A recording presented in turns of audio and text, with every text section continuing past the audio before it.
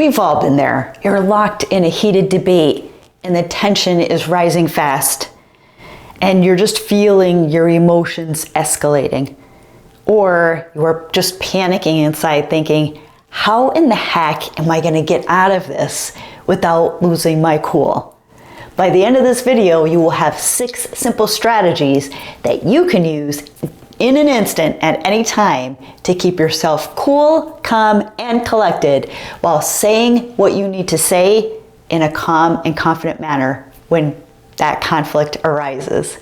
Hi, my name is Jennifer. I've been a leader in the medtech corporate sector for well over 20 years, and I serve as a high conflict expert, coach, and consultant for high achievers, visionary entrepreneurs, and leaders just like you who are in high stakes environments.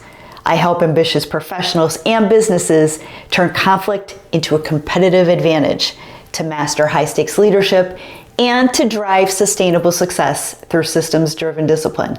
So if that sounds like something that you need, subscribe to the channel and hit that notification bell where I'm dropping game-changing science-backed strategies right here that you're not going to want to miss.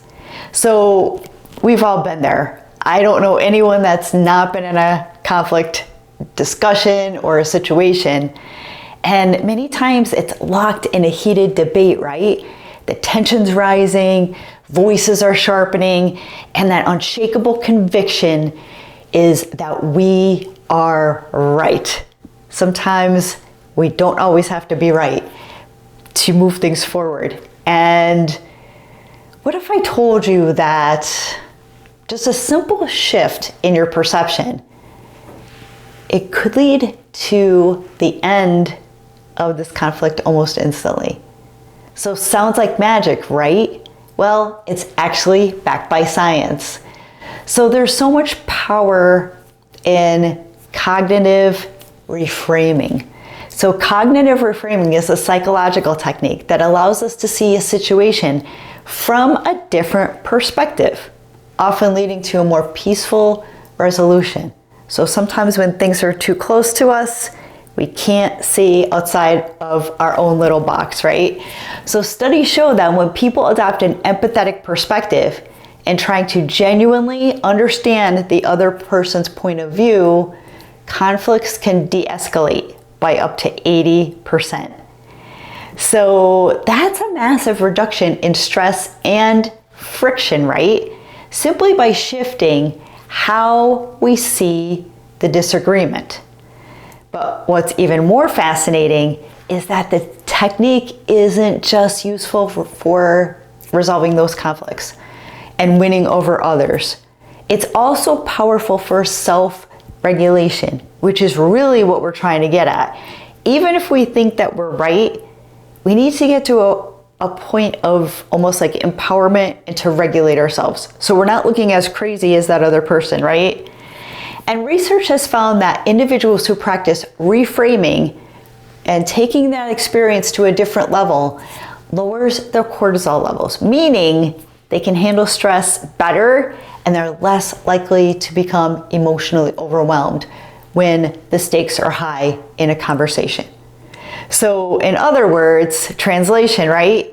Learning to shift your perspective, it doesn't just help in your arguments, it improves your overall resistance.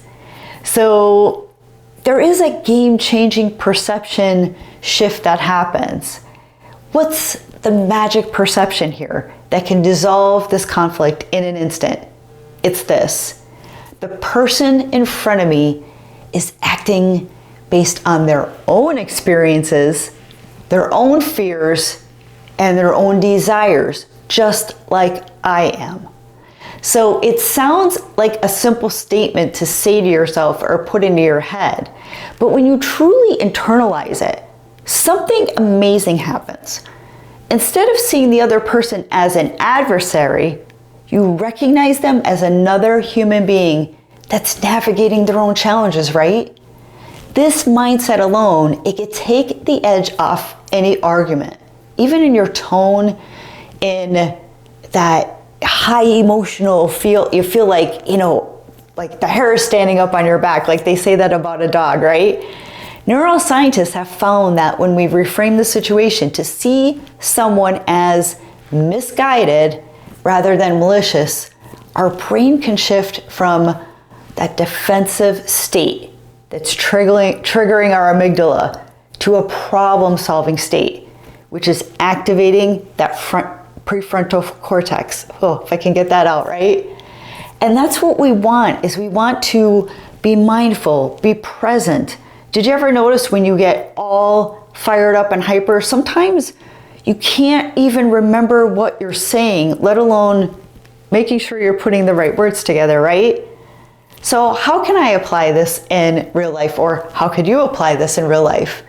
Next time you feel a conflict brewing, try these steps. Number one, you're gonna wanna pause and breathe. This helps for everything. Before reacting, take a moment to slow down. A 10-second pause can reduce emotional intensity by up to 50%, believe it or not. And even if you can take a minute to do a box breathing exercise, where you're just breathing in, holding it for 4 seconds, and exhaling for 4 seconds.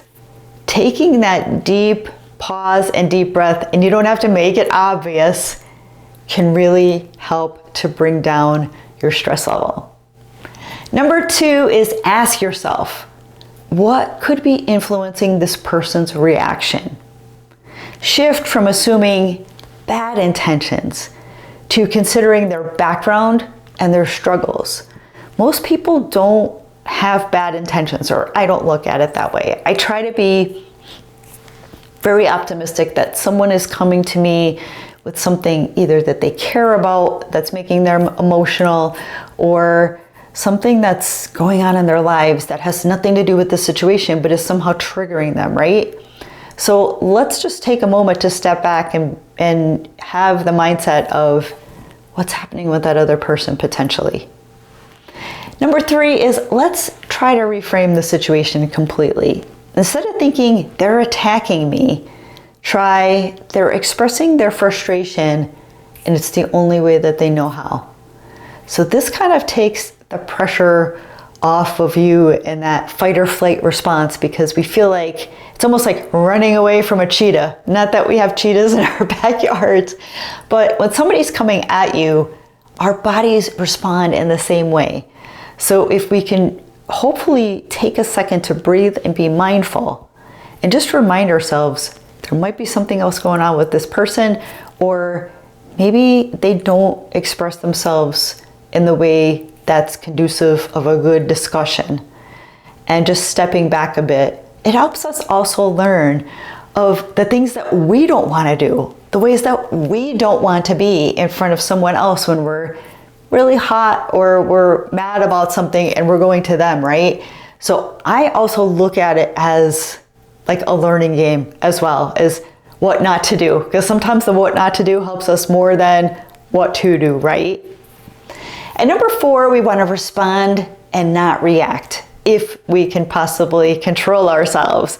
When you shift to understanding mode, your response naturally becomes calmer and more constructive. And number five is use active listening. Sometimes while you're taking that breath, take the time to just be silent. Truly listen and be present. Repeat back what you think the other person is saying in your own words to ensure clarity and to show that you truly understand their point of view. I know sometimes dealing with people, especially when they're really hot and reactive, they're just word salad. There's all this talking going on. They're not making a lot of sense. So when you try to really listen and maybe come up with what you think you're hearing and clarify, sometimes it's not what you really think you're hearing, and you can help them to be more clear in what they're actually reacting to instead of it becoming an argument, right? And number six is express empathy out loud. A simple statement like, I can see why you feel that way. It can diffuse hostility almost immediately. So if you can sometimes be their cheerleader, in a sense, or just say that, you may be right in the way that you think about the situation. I have a different perception, but try to butter them up a little bit, because maybe they'll settle down and they can actually have a conversation that is worth having, or at least get you out of the situation so you can get away from them, especially if they're high conflict narcissist type of people that are controlling everything. So some people you just can't do anything about. And like I always say in my videos, control the controllable, because that's all you can do. But if you can control the situation enough to get out of it, or empower the other person so the conversation is maybe moving in a more positive and calm direction, take advantage of that. And the proof really is in the piece, right?